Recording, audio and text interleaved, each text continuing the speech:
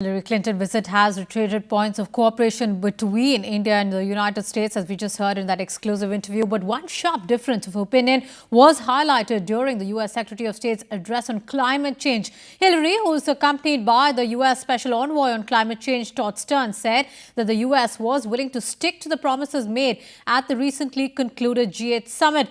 Stern also said that India will have to act on emissions, but in response, Jairam Ramesh, the Minister for Forest and Environment, emphasized that India is not in favor of entering into any legal binding agreement as far as carbon emissions go.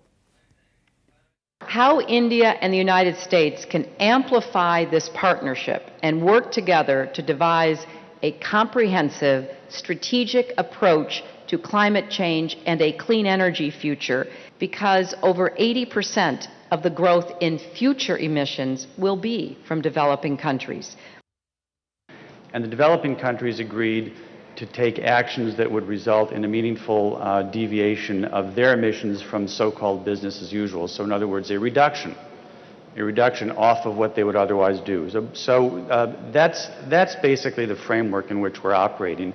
And so I have run into confusion before with the use of the word cap. We are firmly anchored in the UN Framework Convention on Climate Change.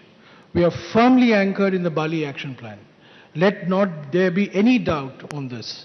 India's, to use the Indianism, the mantra is the UNFCCC and the Bali Action Plan.